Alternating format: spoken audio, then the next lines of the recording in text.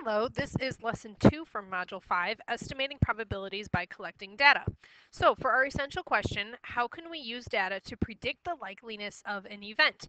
So in lesson 1, we were talking about probabilities of an event before they happen, and now what we're going to do is we're going to actually use the event over and over to predict what will happen next. So to get started with that, example 1 is a carnival game.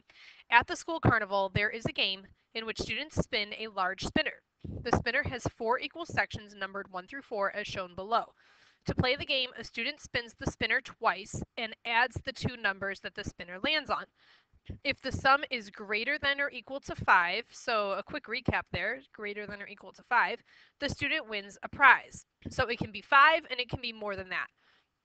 Well, I don't even have an answer key to work off of here because we are doing this. I can't make up things, so let's go ahead and actually try it out. The whole point of experimental probability is to do it. So what we're going to do is we're going to record the results here. So the first spin was 3, and the second spin is 1.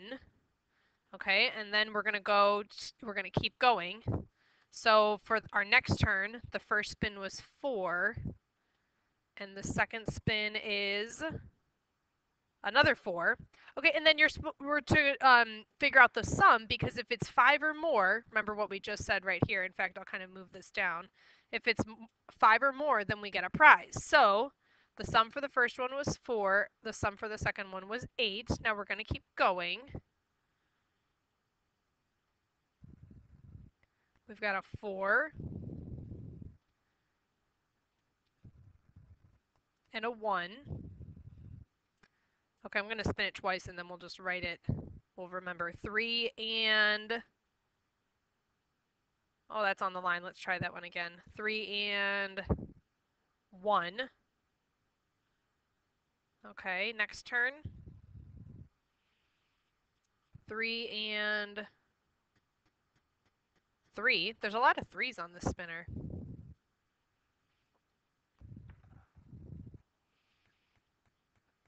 Two and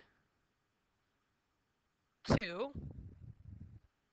Okay, so let's take a break and add these up. Maybe you've been doing that as you've been waiting. Okay, we're on turn number 7. 2 and 1. Okay, we're on turn number 8, about halfway done. 1, just barely, and 2.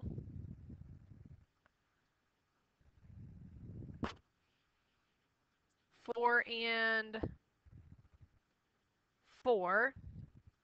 Okay, let's add up a few more. 3, 3, 8. 4 and 3. That's 7.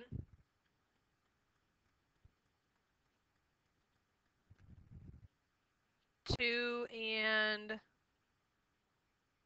1. That's 3. Okay, we're on number 12. 4 and 3. That's 7. Okay, and now we need 13, 14, and then 15. 2 and 3, barely.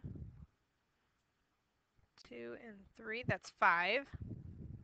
Okay, we're on trial 14. 3 and 4, that's 7. Okay, and this is our our last trial. 4 and... It doesn't really matter what our second one is. Yeah, because even if it's 1, which we landed on, the lowest one, 4 and 1, and that's 5. So it needed to be 5. Okay, now our next question says, out of the 15 turns, how many times was the sum greater than or equal to 5? So I'm going to take out a highlighter. You can use a marker or whatever it is that you'd like. And I'm going to highlight all the times that it was 5 or more. 1, 2, 3, 4, 5, 6, 7, 8, 9. Okay, so right there on question 1, out of the 15 turns, how many times was the sum greater than or equal to 5? 9 times. What sum occurred the most often? Okay, we're going to have to go back to our data to look at that. Okay, the lowest number we had was 3, so that means we never had a 1 with a 1, which would have been possible. So how many 3s do we have? 1, 2, 3. Okay, how many 4s do we have? 1, 2, 3. 3 of those. All right, how many 5s do we have? 1, 2, 3. Wow. Let's see how the rest of it works out. How many 6s do we have? 1. Just one of those. Okay, how many 7s? 1, 2, 3. And how many 8s? 1, 2. Wow, so we actually had, is that a 4-way tie between the 3s, 4s, 5s, and 7s? Wow. 3, 4, 5, and 7 all occurred 3 times. Okay, and then which one occurred the least often? By the way, the one we just answered, that's called mode, if you remember. The one that occurred the least often right here, the 6s. 6. We only had that sum once. Okay, so if we did it again, do you think that would happen again? No, it probably wouldn't happen exactly that way. It would happen in a different order with different numbers. Maybe we would have this sum more, these ones less. If a student were to play a lot of games, what proportion of the games would they win? Okay, so you can answer that on your own.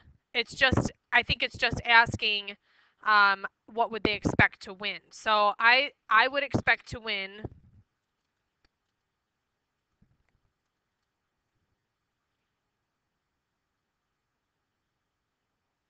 I would expect to win 9 out of 15 times based on the, let's call it experimental data. Okay, name a sum that would be impossible to get while playing the game. Well, what was the lowest one we could get? We could have gotten 2, however we didn't, so 2 is not impossible, but 1 is impossible, because if you spin it twice, the lowest that would happen is 1 with 1, which would be 2.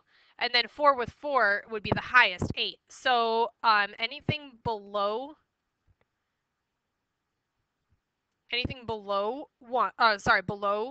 2, so that would be like 0 or 1, and anything above 8, so like 9, 10, 11. So those would all be examples. What event is certain to occur while playing the game? Well, we will get a sum between 2 and 8. Okay? All right, when you were spinning the spinner, you were performing a chance experiment. We also can call that experimental probability. You can use the results from a chance experiment to estimate the probability of an event. Remember, it's never going to be a for sure, it's always estimating. So in the example above, you spun it 15 times and counted how many times the sum was greater than or equal to 5. An estimate for the probability of a sum greater than or equal to 5 is the number of observed occurrences. And we're going to call this, because you may not have heard it called this before, favorable outcomes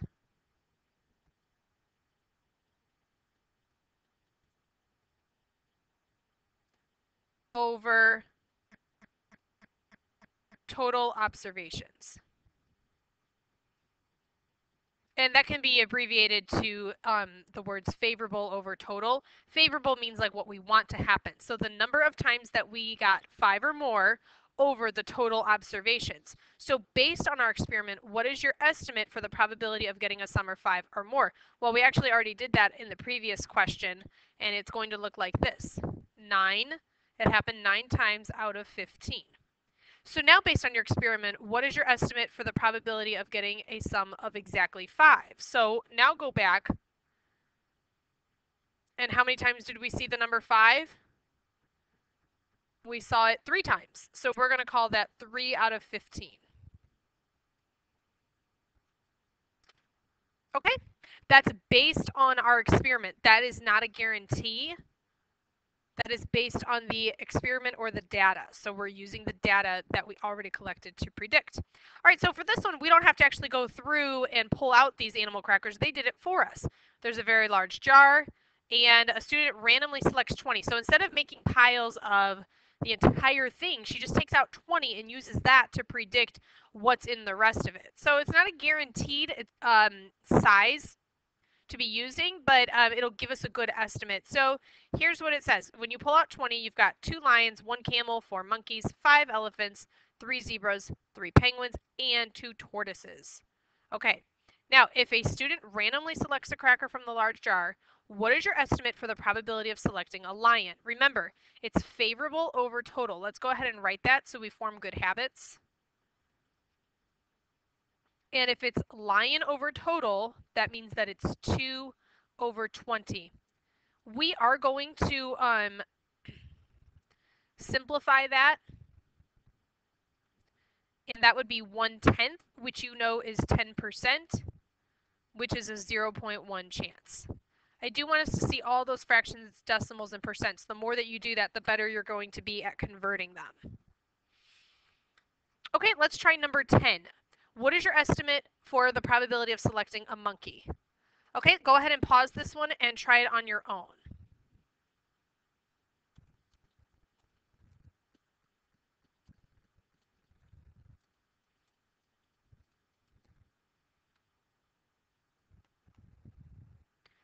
Okay, so how many monkeys were there? I told us that there were 4. We know that there are 20 animal crackers in the sample size. So if we reduce that, that's 1/5. If we make it into a percent, it's 20%. And of course, you remember how to do that. That was our most recent module. And if you ever forget, you can just set it up like this as a proportion. Okay, and then we know that 1 divided by 5, or 20% as a decimal, is 0.2. Okay, this one says, what is your probability, what is the estimate for the probability of selecting a penguin or a camel? That means that you're okay with either. Let's go ahead and write that, okay with either. That means like it's okay. You're happy whether you get a penguin or a camel. Maybe those are your favorite animals. So you're happy with either one of those. So a penguin, there are 3 of those, and a camel, there is 1. So let's go ahead and write 3 plus 1 over 20, which it's fine if you just counted that and wrote 4. And then it's going to be the exact same answer as above, because that's 1/5, which is 20%, which is 0.2. Okay, go ahead and try the next one on your own.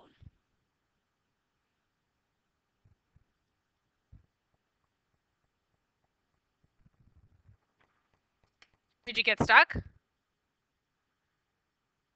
Hopefully not. Hopefully you knew that even though that might have felt like a trick question, well, if there are no rabbits, then there's going to be a 0% chance. Now, that's an estimate, because I just want to talk about something. If there are no rabbits in the container, then of course there's a 0% chance. Is there a chance that there is a rabbit in here that it just wasn't pulled out of these 20? Yeah, because look, the camel, there was only 1. I mean, there's a chance that a camel didn't come out, but it would still be in the container. So we don't actually know for sure that there's no rabbits in there, but based on our sample and our data, there were no rabbits. So we're going to call that a 0 out of 20, 0% chance. Okay, is there the same number of each kind of animal cracker in the large jar? What do you think? Well, probably not. It is possible, but not likely. Okay, if a student randomly selects another 20 animals, would the same results occur? What do you think? I'm going to say the exact same thing. It is possible, but not very likely. In fact, let's put that in this one too. Because there's always a chance, but it's a very small chance. Okay, if there are 500 crackers in the jar, how many elephants are in the jar? I want you to pause and try this one on your own. Go ahead and try that one and see how you do. And here's my hint to you. If there are 5 out of 20 of them are elephants, then you can use that percent, which is 25%, or you can just put 500 here and use that to estimate it. So I'm going to do it both ways to show you. Go ahead and pause it. And you can find 25% of 500, or you can set up that proportion, and you're going to get the same answer. So go ahead, pause it, and see how you do.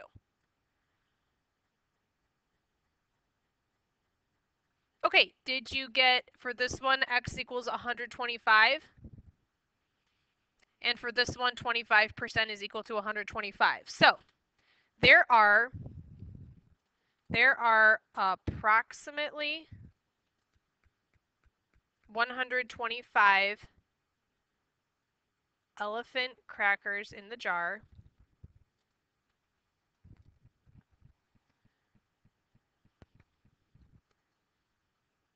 But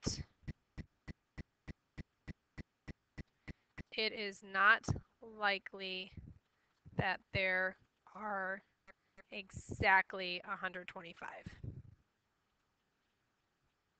Okay? All right, hopefully that helps. Don't forget to do your summary, and that is a wrap on lesson 2.